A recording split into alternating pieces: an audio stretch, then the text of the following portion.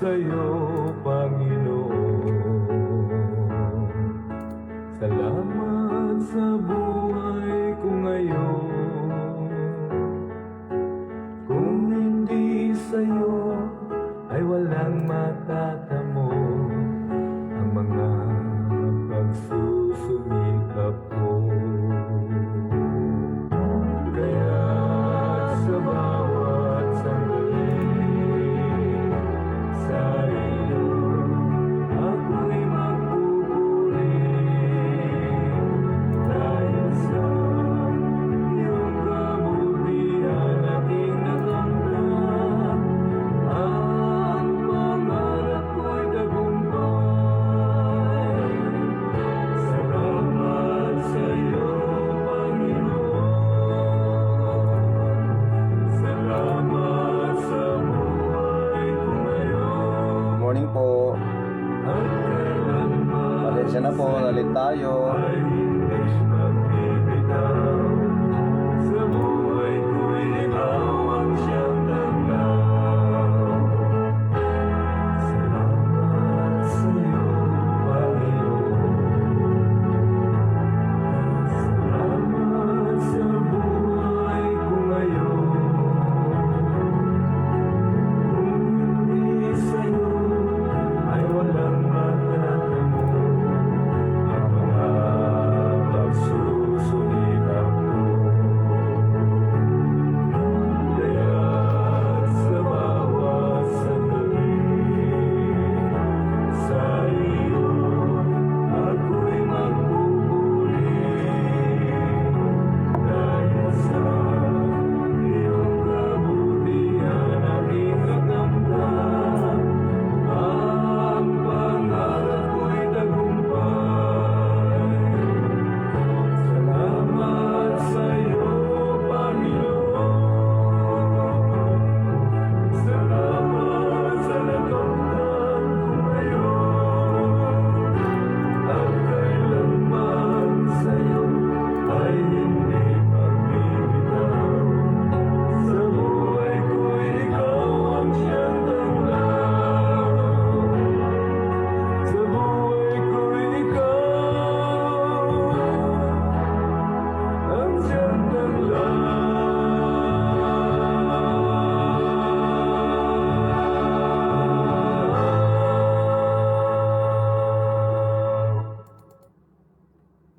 Good morning, good morning, good morning, good morning po. Welcome po sa ating morning coffee devotion.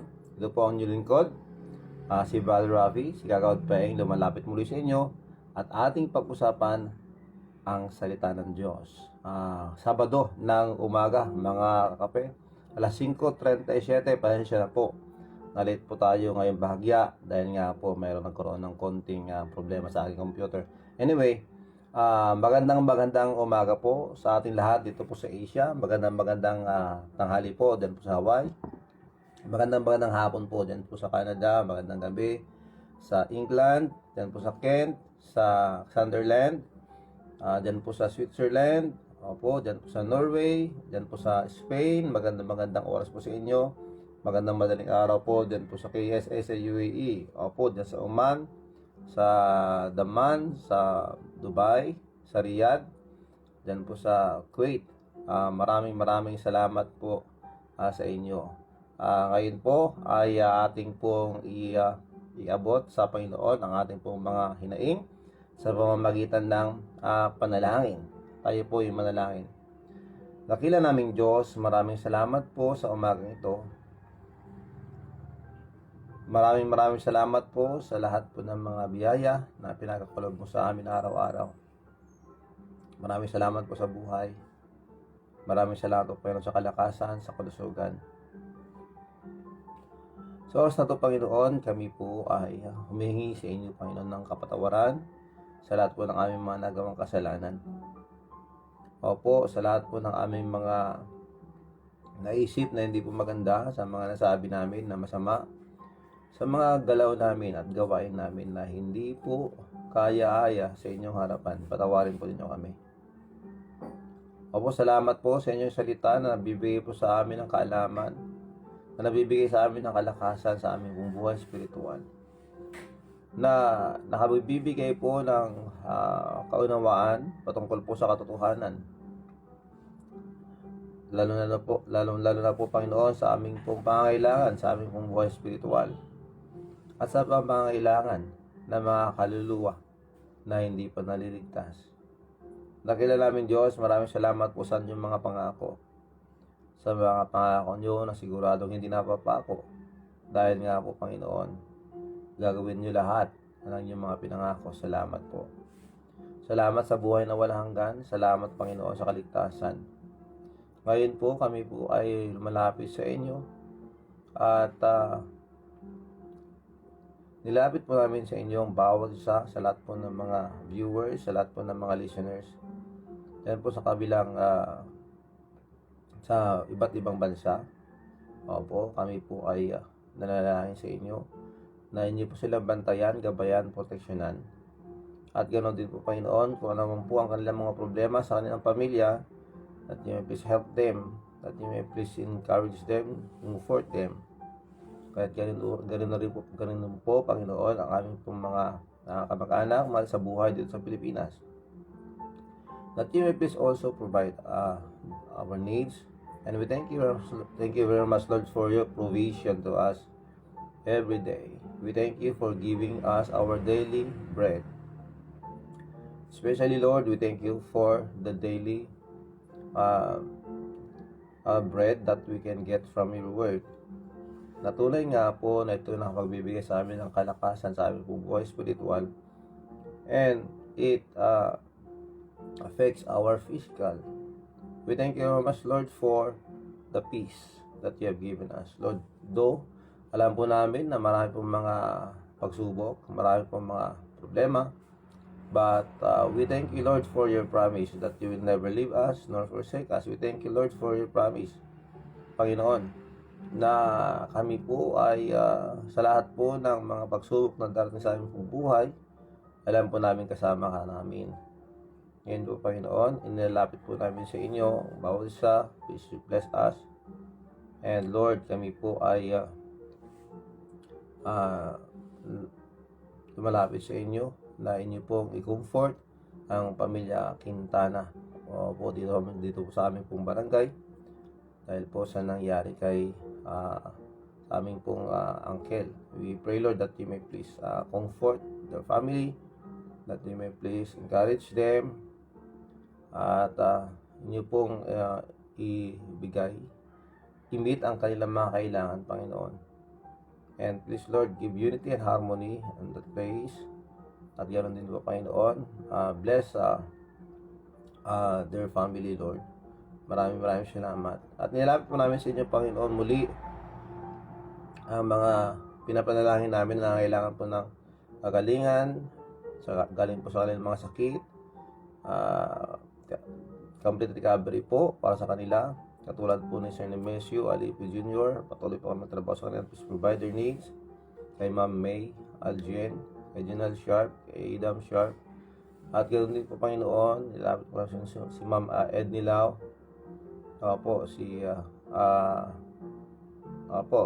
si Christine Edney Lau sa kanyang pong kalagayan, Panginoon, sa training, that you may please give her that wisdom that she needs, at Panginoon, sa chance na ibibigay po ng board sa kanya. Maraming salamat po, and please bless her family also, Panginoon. Please provide their needs and comfort them, encourage them, Panginoon. Maraming salamat po, at nilapit po namin sa inyo sa Panginoon si Ma'am Trinidad Cabigon, patuloy kayo magtrabaho sa kanya, kay Ma'am Geraldine Manuel, Ma'am Evangeline Bendia.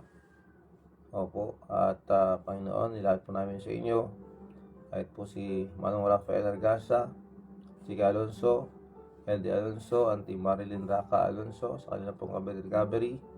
At yun din po Panginoon kay Sir Alcaraz, kay Sir Ernesto Jose, at Panginoon, si Ati Rene Laborte, si Jong Cañete, Panginoon, at sa bata Panginoon na nasira po ang kanyang mata. And we pray also for the brother of Sir Raj Salwani, that you may please protect them. And Lord, please heal them. Maraming salamat po. At saka sa Capit Recovery na rin po, paggaling ng pagka-operasyon ni Engineer Rudy Ramos. Maraming salamat po sa inyo. At opo, kay Natalie Cheng, huwag mo silang pabayaan at ibigay mo po ang kailangan nila and even the needs of her family. Maraming salamat po. Ngayon po, kami po ay lumalapit sa inyo that you may please continue to bless us with good health, strength that we can continue on serving you. Dahil alam po namin, Panginoon, na ang aming buhay ay meron po dahilan. Kaya, Panginoon, help us to realize that this life that you have given us is for you. Para gamitin namin para sa iyong kailaluhati, Panginoon. Kaya, if sa mga panahon na hindi po kami nagpakamit sa inyo, at kami po ay nadala sa tukso ng buhay, we pray that you please forgive us. We thank you, Lord, for you are so loving at mapagpatawad po kayo. Salamat po, Panginoon, for giving us opportunities, privileges to serve you, Panginoon. And also, Lord, we come to you that you may please listen or hear the prayers of our kakapes. Whatever their longings, Lord, ano po ang hinihingi nila sa inyo, according to your will, Panginoon, we pray that you may please give us the answer. Maraming salamat po, Panginoon. With muli, Panginoon, kami po ay nagmamakaawa that you please continue to work in our lives. Please protect the frontliners. Opo. Kawawa po sila, Panginoon. They are the one who are in our front fighting for this COVID-19. And we pray, Lord, that you may please strengthen them. And please, Lord, huwag mo hayaan, Panginoon, na sila po ay ma-infect ng virus na to. Though there are some who are infected already. Please protect them and please, Lord, comfort them and please heal them that they may pass through this quarantine, na sila po ay maging maayos. Po sa lahat po ng mga quarantine, naka-isolate. At ganoon din po kayo sa mga nababiyahe that you will protect them, and of course sa mga tatrabaho who are looking for job, please provide for them. At ganoon po Panginoon sa mga employers that you will please give them wisdom that they may use their business to glorify your name. Maraming salamat po. Our President down to our Mayor, dalangin namin sa Panginoon that you may please bless them also, that give them that good health that they need and decisions, wise decisions in every, sa lahat po ng mga decisions that they will make, that they will have wisdom, Panginoon. Maraming salamat po. Ngayon po, kami po ay humingi sa inyo, Panginoon, ng pabor sa lahat po na mga kasama namin ngayon, that you may please bless them and please whatever their request sa inyo, Panginoon. Sa inyo lang po kami magtitiwala at umaasa sa lahat po ng sitwasyon sa aming pong buhay. Maraming salamat to help us to understand the lessons for this morning as we survey the book of Genesis. Maraming salamat po. Again, Lord, kami po ay nagmamakaawa that you please continue to work in the life of our teachers. Mga teachers for their effort, please bless them and bless them more with good health and patience. Maraming salamat po, Panginoon. And of course, Lord, wisdom and understanding to the learners. Maraming salamat po. Ngayon po, nilapit po namin sa inyong MCD that you may please bless our program. Bless each every one of us, lahat po ng listeners and viewers. And again, Lord, please comfort us and help us. Ganun po, Panginoon. Ito po ang dalangin, Panginoon, sa inyo. Maraming salamat po sa mga kasagutan. Maraming salamat po sa mga blessings. Maraming salamat po. Ito ang dalangin sa pangalan ng Jesus. Amen and Amen. Yan po mga kape, maraming salamat po sa inyo. Ma'am Telma Harapakot and Nilaw, maraming salamat po. Andres Santos Tina, Brenda Rosales and Judith, belated happy birthday. Judith, maraming salamat. Bel Guillermo, dyan po sa Spain, maraming salamat po. David Asuncion Maningas Jr., maraming salamat. Kay Rosalie, kay Manang Merly, kay Meredith Dedet, kay Aiko, kay Merdy, kay Tiyom, kay Damer, kay Nining, lahat na kayo dyan. Maraming salamat. Jeffrey Rabor, good morning, Jeffrey. Thank you very much, Jeffrey, for joining. Maraming salamat. Manang Mercy Corpus, God bless you po. Julia Reyes, dyan po sa Hawaii, maraming salamat po. William Raynon, Willie Raynon, maraming salamat po. Of course, kay Manang Madali. Charles Kaluya, dyan po sa Bidig, maraming salamat. Ledo Asuncion, maraming salamat. Manong Rodel, God bless you. Dyan po sa Banna. Ma'am May Aljen, dyan po sa Kent, England, maraming salamat po. Nicanor Bendero III, maraming salamat. Yun si Al. Marin Castillo Alonso, Ipag, maraming salamat. Raquel Bumanglag. Okay, ayan po. Kay Kadyo, Joseph Bumanglag. Good morning po sa inyong lahat. Ayan po. So, we'll proceed po. Alam ko po na may mga nanonood dito na hindi po nagpapakita dito. Like Brother Johnson as he is doing his everyday routine, morning routine. Nagja-jogging po habang po siya ay nakikinig. Ayan po. So, ang ating po pag-uusapan ngayon, pag-uunan po natin ng lesson, ay karugtong din po ng ating pong message o ng ating pong lesson kahapon. Doon po tayo sa Genesis chapter 25 in where doon po natin nakita yung pagkapanganak ng dalawang magkapatid na magkambal, si Esau at saka si Jacob, na mga anak po ni Isaac, na si Isaac o si Isaac na anak po ni Abraham. So from Abraham to Isaac, remember that God blessed Abraham, and Abraham will become a great nation, a father of all nations, father of many nations, I should say. And yun po. At ang akala nila noon ay si Ismael ang magpapatuloy nito. But no, it is from God that kay Sarah po, na asawa po ni Abraham, manggagaling ang ipinangako ng Diyos kay Abraham na mapupunta kay Isaac. At ngayon po, napansin din natin yung lahat po ng mga nangyari sa kanila, though not all of the things that they have done are good, pero lahat po ng mga iyon ay naisulat po para sa ating pong kaalaman. Nang sa ganon, tayo po ay matuto sa mga pagkakamali nila na hindi po natin gagawin. And we must always seek for the lesson that we can get more on the positive way. Hindi po dahil ginawa nila yung mga bagay-bagay na hindi kaaya-aya o hindi maganda ay tutularan na po natin. Hindi po ganoon. Kaya nga po meron tayong tinatawag na parental guidance, yung tinatawag na yung mga parents. Those parents are not perfect, but parents are obliged and have that responsibility to teach his or their children. Kaya napakahalaga po mga kakape, na bilang mga magulang, napakahalaga na maging good example po tayo sa ating mga anak. Nang sa ganon, meron po silang tinatawag na example, mga leader na kung saan, o mga parents na kung saan makakitaan ng magandang halimbawa. So, hindi po tayo dapat yung mga gumagawa ng mga bagay-bagay na kalokohan o ano paman, bisyo o ano paman. Nang sa ganun, ang ating po mga anak ay hindi po tutulad o hindi po tayo tutularan. Hindi naman natin pwede sabihin sa kanila na huwag kang manigarilyo anak ka, dapat ako lang. Hindi dapat ganun.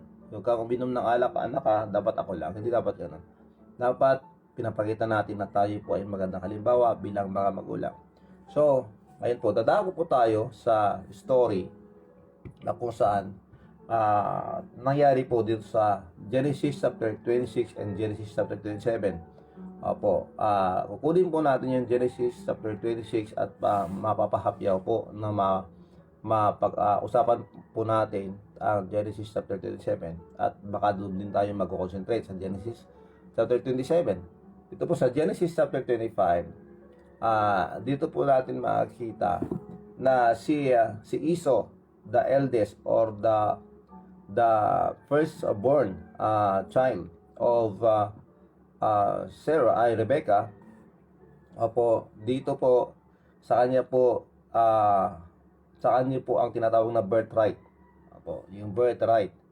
Yung birthright na yon, siya yung magmamana, siya yung mapupunta yung blessing na nanggagaling po sa kanilang amang si Isaac. So, ano nangyari? Alam po natin ang nangyari.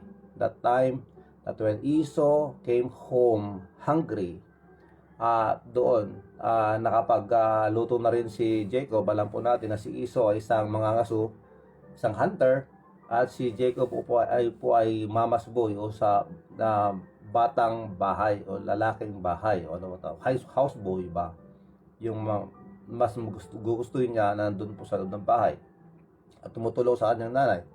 At napag-aralan din natin kahapon na si Esau mas mahal niya si Isaac, mas mahal na si Esau, at saka si Rebecca mas mahal na si Jacob o si Jacob. Nagkaroon po ng problema dito dahil sa favoritism nga, ika nga. Okay.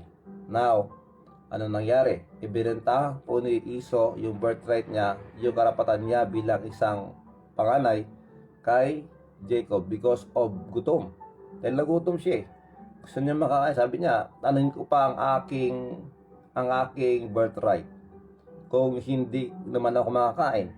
So, what he did was very wrong mistake yung ginawa niya. Na binigay niya, ibinenta niya ang kanyang birthright na kapalit lamang ng isang supas o isang bulalo o isang paksiw, whatever you call it. Yan po. Ngayon, anong nangyari? Ganito. Sa chapter 25, ito na po ang nangyari. Okay. Sa chapter 26, I should say. Naulit po ang pagkakamali ni Abraham.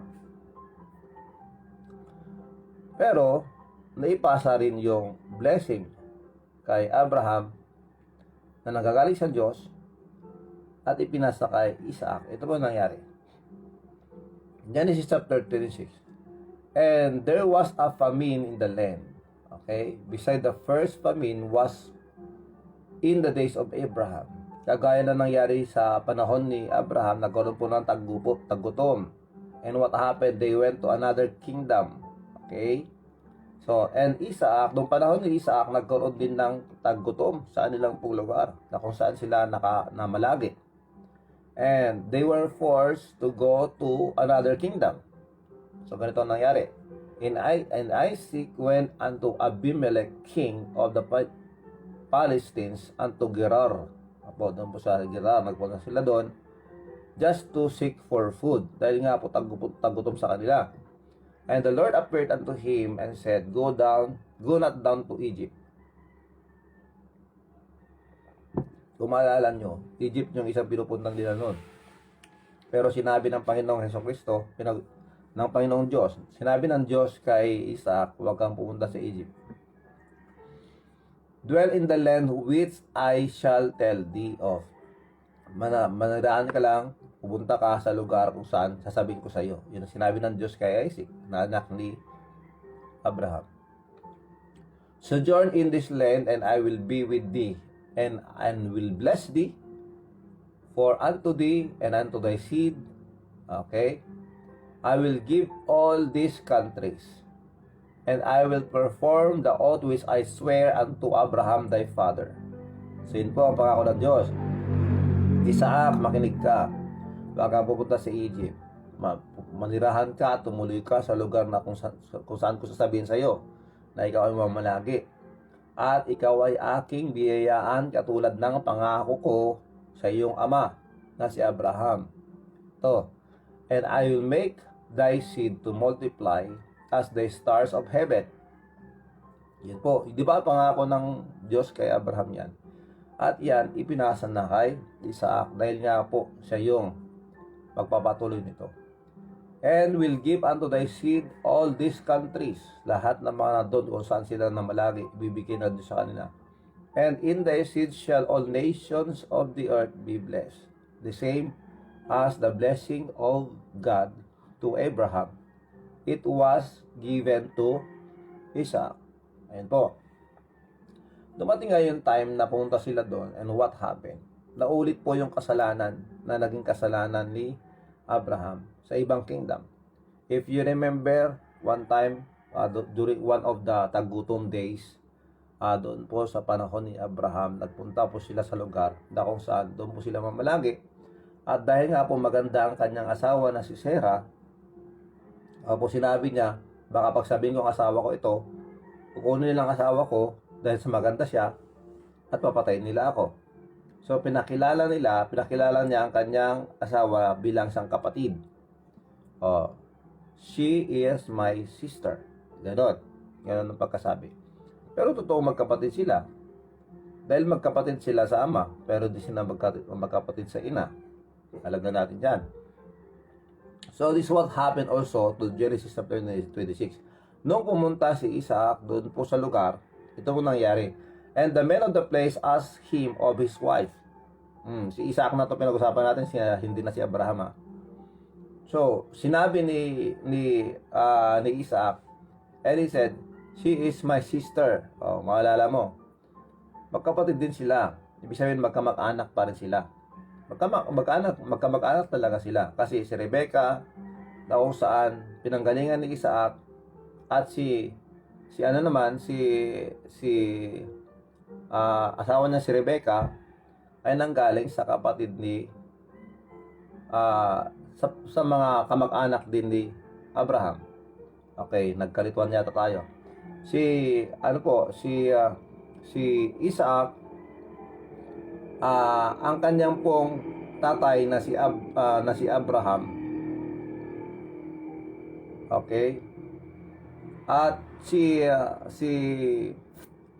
dito ang asawa niya, si Rebecca ay galing din sa kapatid ni Abraham. Okay, so magkamag-anak pa rin sila. Kaya sinabi dito, when they went to that place, sinabi ni Isaac, kapatid ko siya. Baka ang mangyayari kasi, pag sinabi niya asawa niya, papatay na naman siya. They were so defensive about with their selves, their lives. Okay? Ngayon po, totoo po yun, magkapatid sila, magkamag-anak. Totoo po yun. Pero, mali pa rin yun eh. Mali pa rin yun. Kasalanan pa rin yun, paghalong pagsinungaling eh. Diba? Ganon ang nangyari. So, the sin of Abraham was repeated during the time of Isaac. Ganon din ang nangyari. Okay? So, yun. Dahil nga nagugustuhan nila, maganda ang kanilang asawa, nagugustuhan ng mga tao, and even the king.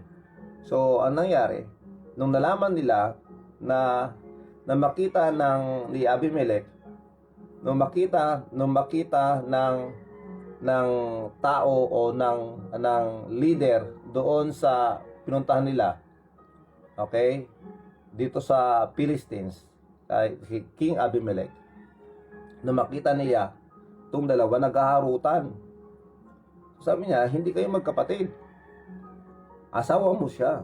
So doon na umamin, asawa ko nga siya, pero kapatid ko rin siya, mag-anak niya. So nangyari, natakot yung buong lugar. So what they did, sinabi na Abimelech, huwag niyong gagalawin itong si Isaac at saka si Rebecca, because of fear of God.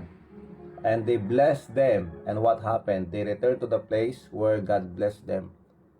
Ang gulo ng mga nangyayari, it's because of the sin of their father.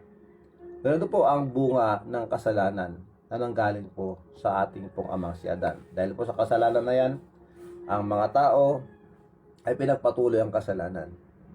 Yun nga po. Katulad po na Abraham, niloko niya ang hari doon sa pinuntahan niya, at ganoon din si Isaac na ulit, at ganoon din. So, what happened? What I'm saying, what my point here is that yung kasalanan po ng tao, dahil po sa kasalanan ng tao, lahat po tayo ay nakakagawa na ipagpapatuloy natin yung mga naging kasalanan nila. Yung napakaliit na alam natin na kasalanan, na kung saan ito yung tinatawag nating pagsisinungaling. Napakadali po nating magsinungaling. Sa totoo lang po, napakadali po magsinungaling ang tao. But if we say that pagsinungaling ay isang maliit lamang na kasalanan, mali po tayo. Alam po natin, dahil sa pagsinungaling, marami pong nasisira. Opo, dahil sa pagsinungaling, mayroon din namamatay. Ganyan po ang katotohanan. And if ang pagsisinungaling na kasalanan ay isang magaan lamang na kasalanan, ay hindi po sana nabilang ito doon sa 10 utos ng Diyos. As you can see, as you can read, ang utos ng Diyos, huwag kang pumatay, huwag kang makiapid, huwag mong sa angkinin ang hindi mo pag-aari, at kabilang din dito yung tinatawag na huwag kang magsinungaling. Thou shalt not bear false witness against thy neighbor. And in Revelation chapter 21 verse 8, nandito rin po na sinasabi, babasahin ko sa inyo ang Genesis chapter 21 verse 8. If you have your Bible with you, Revelation chapter 21 verse 8, if you have your Bible with you, you can open it so that you can check it if this is true. Apo. So, nandito po sa Genesis chapter 21 verse 8, ito po sinasabi. Comment lang po kayo, babasahin po natin yan mamaya. Salamat po. Dito sa Revelation 21 verse 8, ulitin ko po. Revelation 21 verse 8, ito po sinasabi. But the fearful, lahat ng mga matatakutin.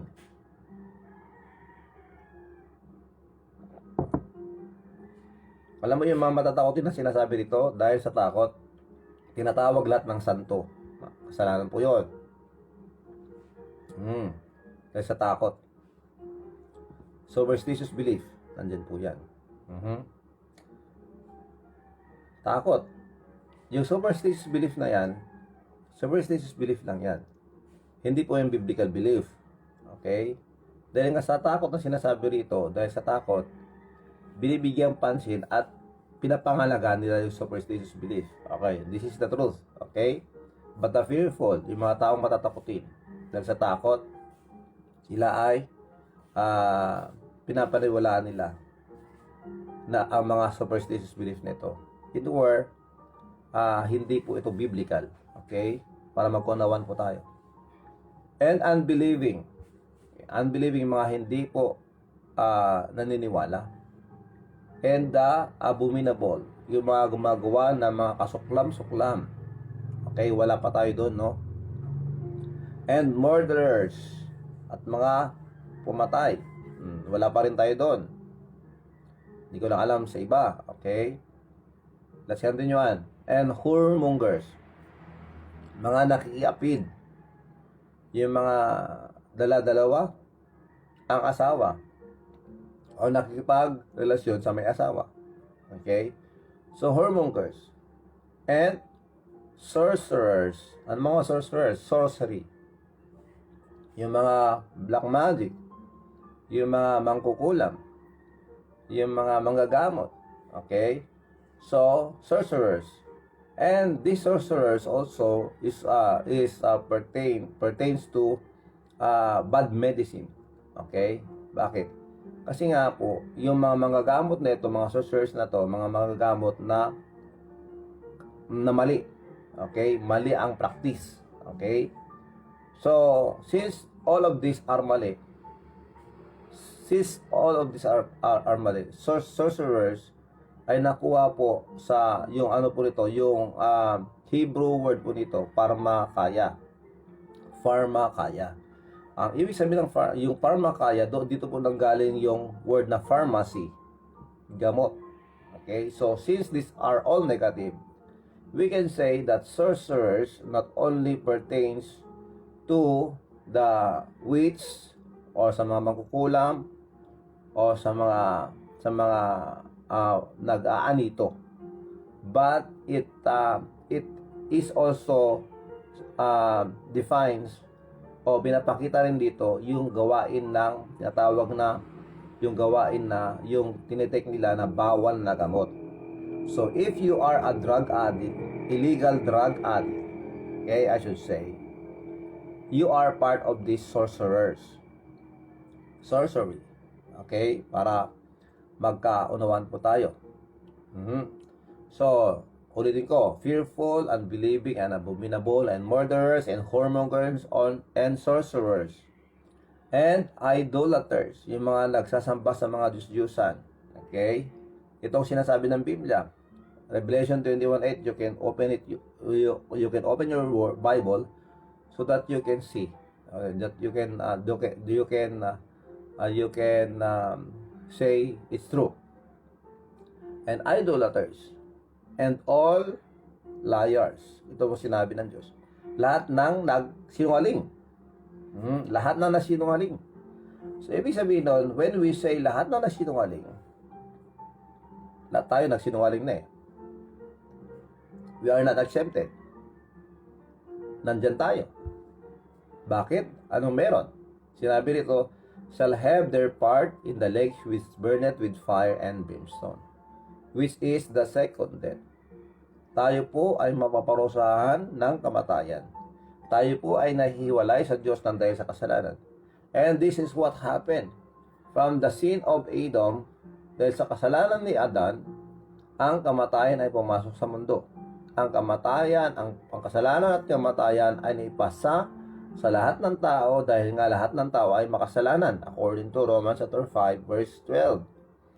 Okay? Ito po ang nangyari. And that is the reason why ang kasalanan ay hindi po natatapos. Dahil nga po we are here dito po sa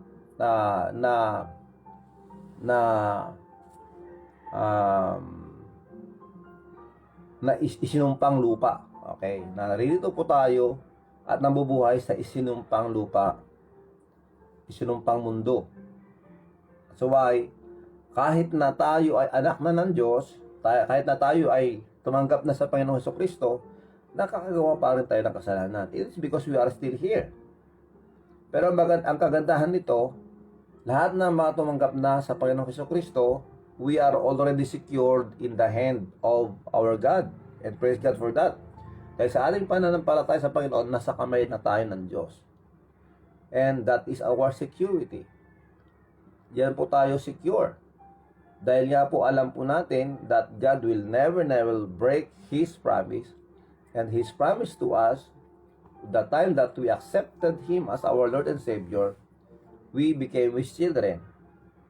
And He promised us heaven. That is the promise of God. And thank God for that. Thank God for eternal life.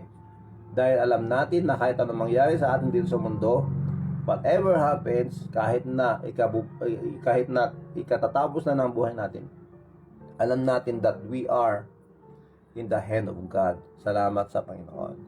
Okay, patuloy po tayo. Dadako po tayo sa Genesis chapter 27. This is what happened. So alam na natin that from Abraham to Isaac, naipasa na yung blessing. Okay? Now, ang anak po ni Isaac na kambal na si Esau at saka si Jacob. Ito na. So, Esau sold his birthright to Jacob because of this venison or this sinabawang karne. Okay? So, anong nangyari dun sa Genesis chapter 27, this is what happened. And it came to pass when Isaac was old, o matanda na si Isaac, and his eyes were dim, hindi na siya masyadong makakita, so that he could not see, hindi na siya talaga makakita. He called unto Esau, his eldest son. Ito na yon. Ito na. And said unto him, my son. He said unto him, behold, here am I. Sabi ni Esau. And Isaac said, behold, now I am old. I am not the day of my death. I know not the day of my death. Hindi ko alam kung kailan ako mamamatay. Mahina na ako. Matanda na ako, Esau. Now therefore, take, I pray thee, thy weapons. Bilang mga ngaso, sinabi niya kay Esau, sige, kunin mo yung mga gamit mo. Okay? At i-ready mo na ang mga gamit mo and go to the field. Pumunta ka doon at mga suka. At gumawa ka ng isang nilagang karne. Magluto ka. At ipakain mo sa akin. Na yung paborito kong nilagang karne, nilagang baka or whatever. At ipakain mo sa akin na yung paborito ko. Dalhin mo sa akin na makakain ako at pagkatapos nun, ibibless na kita. So, from Abraham to Isaac to Esau. Okay? Pero tandaan natin, yung blessing na mapupunta kay Esau, ibinenta ni Esau kay Jacob. Pero hindi pa rin mababago yun eh. Dahil si Isaac naman ang magdedesisyon. So, Isaac will bless Esau. So, what happened? Ito nangyari. Noong nag-uusap ang mag-ama, ano mangyari? Narinig ni Rebecca. Narinig ni Rebecca ang nanay nila. So, nag-uusap si Isaac at saka si Esau na i-bless na niya si Esau. Okay? Pero, narinig ni Rebecca yung usapan ng mag-ama. So, what happened? Alam na natin yung pangyayari, di ba? Na si Isaac loved Esau, but Rebecca loved Jacob. Yung magkambal nito. Okay? So, what happened? Anong nangyari? So, lumabas si Esau. Pumunta doon sa bundok. Ng aso. Nang ihanda niya para sa kanyang ama. What happened? Si Rebecca nagpunta kay Jacob. Jacob, narinig ko ang usapan ng tatay mo at saka ng kapatid mong si Esau. Kaya, ito, ako na magluluto. At pumunta ka, lumapit ka sa kanya. Hindi ka naman makikita eh. Tapos pakainin mo siya nito para ikaw ang i-bless ng ama mo na si Isaac. Pero sabi ni Jacob, Ma, Nay, hindi ako balbon katulad ng kapatid ko. Sigurado, makakapa niya ang aking kamay na wala akong balbon. Mabubuking tayo. Hindi, akong bahala. So, anong nangyari? Sige, sabi ni Rebecca, Jacob, pumunta ka doon sa mga alaga nating hayop. Kunin mo yung yung magandang doon, tupa doon. At ako na magluluto para sa'yo. So, what happened? Nagluto sila habang nandun sa field, nandun sa bundok si Esau na nangangaso. Nandito na nagluluto na ang mag-ina, si Rebecca at saka si Jacob o si Jacob. At pagkatapos ng mapagluto, sige, pumunta ka na sa tatay mo, pakainin mo siya nito. Yung paborito niya na supas na nilaga. Okay? Nilagang karne.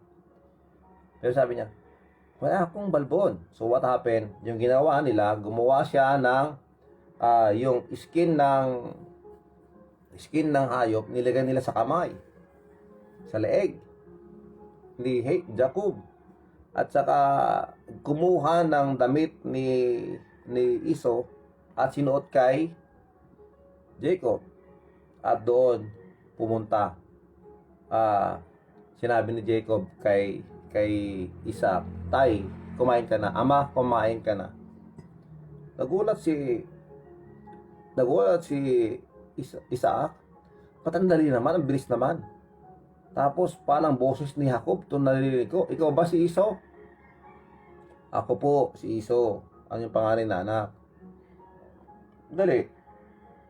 Bakit parang iba ang boses? Lumapit ka nga rito, anak. Lumapit. Kinapa ang kanyang mga kamay. Balbon siya. Pero bakit ganun? Ang boses niya si Jacob, pero ang katawan niya si Esau. Yakapin mo nga ako, anak. Halikan mo nga ako. Niyakap at hinalikan ang kanyang ama. And what happened? He smelled. Okay? Naamoy niya si Esau dahil sa kanyang damit. So what happened? Kumain si Isaac, sorry. Kumain si Isaac. At nang habang kumakain, nandun naman sa bundok si Esau. Nangangaso. Napapakasarap na. At naghihintay na, excited na si Jacob sa blessing. So pagkatapos na kumain, what happened? Bless niya si Jacob. Sa kanya napunta yung birthright. Panliling lang. Di po ba? Panliling lang. Panliling lang dahil lang sa blessing o sa inheritance, sa mana. Kumbaga, sa blessing. At nung matapos ng mabless, at inilipat kay Jacob yung blessing, ang gagaling kay Isaac, yon, umalis na. Successful yung drama, successful yung plano, successful yung panluloko o panliling lang. Saka dumating naman si Iso, dala-dala ang naluto niyang paboritong pagkain ni Isaac. What happened? Ama, kumain ka na. Dito ngayon, nagkaroon ng trouble. Problema. Dahil nga, tapos na eh. Na-bless na. Yun lang ang kayang ibigay ni Isaac. Sabi niya, sino ka? Ako ang iyong anak na si Iso. Galing ako sa pangangaso. Alit na huli ko, ito linuto ko na yung paborito mong pagkain. And what happened? Doon. Mangyak-ngyak na sila. Niloko ka ng kapatid mong si Jacob. Niloko ka ng kapatid mong si Jacob. And what happened? Yun na yun. And Esau hated Jacob. Yun na yun. And yet, he need to serve his brother. Ganong katindi. Kaya ang ginawa ni Rebecca kay Jacob, umalis ka na rito. Anak, pumunta ka sa kapatid kong si Laban. Doon ka na manirahan hanggang sa mawala yung galit ni Esau sa iyo. This is what happened in the book of Genesis chapter 27. Genesis chapter 27. Oo, ito ang nangyari. So ano ang lesson dito, mga kakape? Ang lesson dito, yung panliling lang, hindi magandang gawain ng tao. When we seek our own way, we never get what we wanted and we pay for a high price. Ulitin ko po. Pag pinipilit nating gawin yung kagustuhan natin, yung sarili nating kagustuhan, hindi po natin makukuha ang ating pong inasam-asam. And we will pay a high price. Malaki po ang baltik dito sa atin. Malaki po ang ating pagbabayaran dahil sa ating panluloko. Tandaan natin yan. Katulad po ng kahapon, yung ating pong nabanggit na bersikulo doon sa Galatians chapter 6 verse 7, sinabi nun, be not deceived, God is not mocked. Whatsoever a man soweth, that shall he also reap. Huwag kayong maluloko. Hindi po natin maliling lang ang Diyos.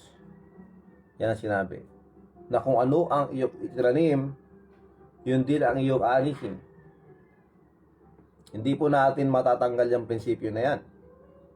Kaya, yung ginawa po ni Jacob kay Esau at saka kay ama niyang si Isaac, malaki pong kasalanan yon. Panliling lang. Liling lang niya just to get the birthright. But before he enjoyed the birthright that he stolen from Esau, kailangang magdusa muna siya. Kailangang pagbayaran muna niya ang kanyang ginawa. At namuhay siya na may takot sa kanyang kapatid na si Esau. Because sa pagnanakaw niya o pag-angkin doon sa bagay na hindi niya pag-aari. Ayan po natin yan. So titignan natin, lahat sila may pagkakamali. Ganito ba yung mga karakter sa Bible? Lahat sila nagkakamali at nagkasala. Mga kapatid, as we have learned before, they were written for our learning. Para po tayo ay matuto. At makita natin na lahat ng mga tao sa mundo ay nagkakasala. And this is a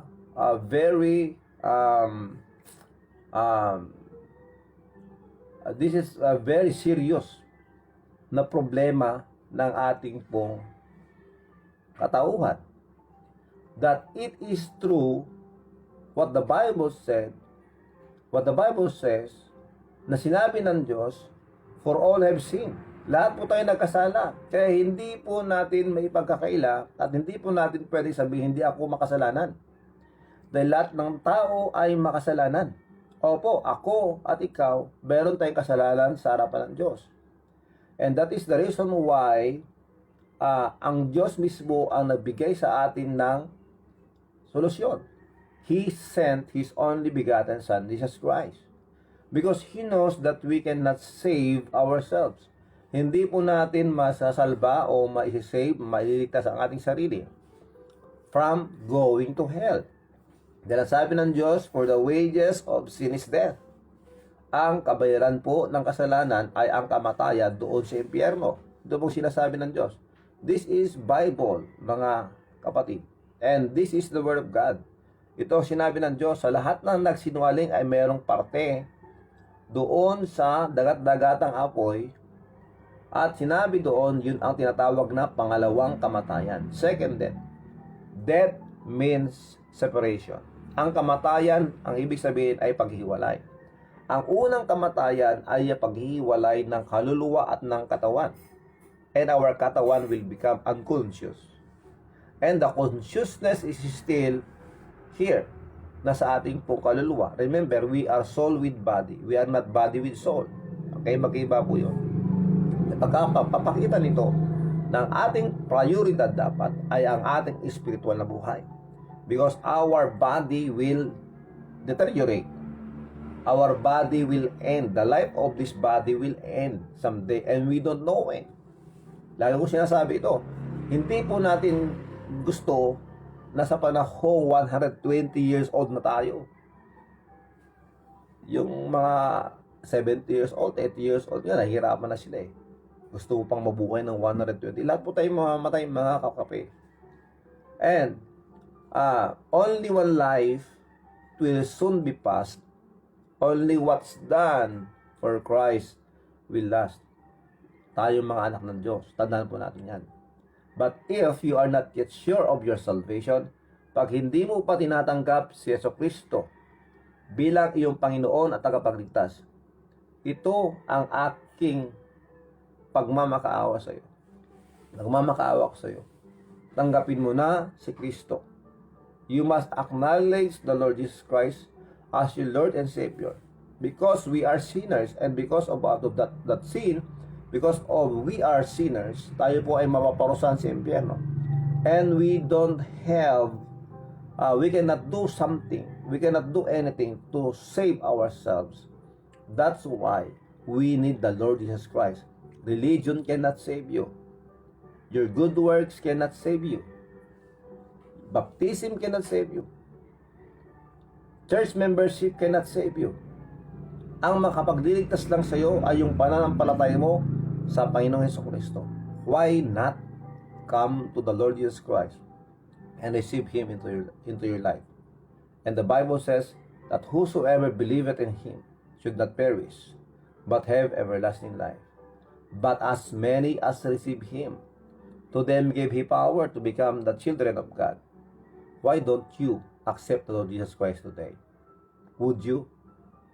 Tayo po ay manalangin with all your heart. Kung gusto mo tanggapin si Jesus, tanggapin mo na siya ngayon. Sa panalangin na ito, nanggagaling sa iyong puso. Panginoong Jesus, ako ay makasalanan at mapaparusahan sa impyerno. Patawarin mo ako sa lahat ng aking kasalanan. At ngayon, tinatanggap kita, Panginoong Jesus, sa aking buhay bilang aking Panginoon at tagapagligtas.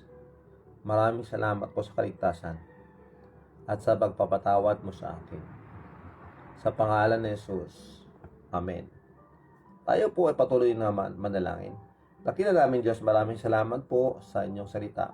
Maraming salamat po sa leksyon. Maraming salamat po, Panginoon, sa mga nanonood ngayon, sa mga nakikinig ngayon. Bless them, Lord.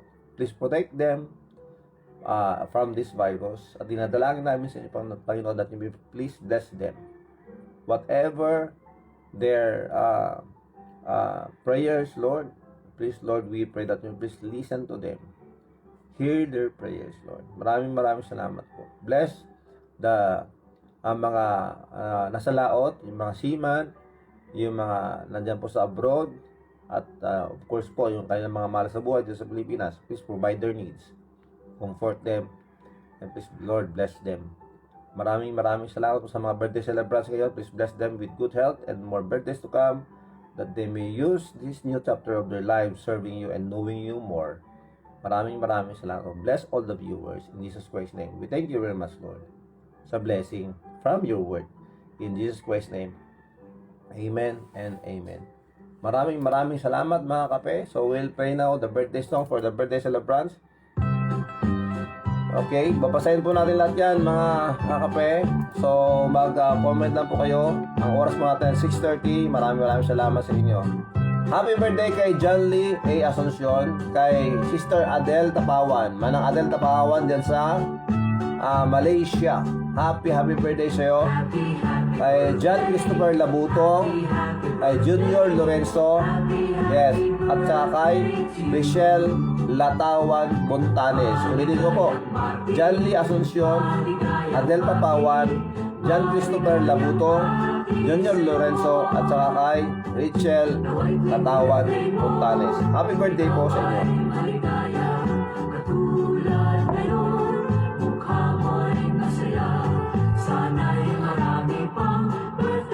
Maraming salamat po mga kakape for joining us. God bless you po. Patuloy lang po tayo mga kape. And yes, happy birthday sa lahat ng mga birthday celebrants ngayon. Thank you very much.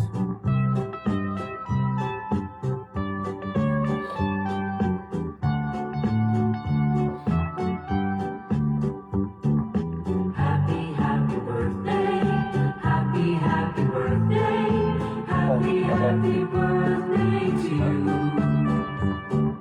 Maligayang bati, maligayang bati, maligayang bati sa'yo. My blessing. Thank you very much. Tuwing birthday mo, ikaw ay maligaya, katulad ngayon. Manang Juicy Dagasa, good morning. Maraming salamat. Ay marami pang birthday ang abutin mo. Happy birthday to you. Maligayang bati. Thank you po. Thank you. Happy birthday sa mga birthday celebrants. Ayan po. So, yan. Meron lang akong babasahin dito.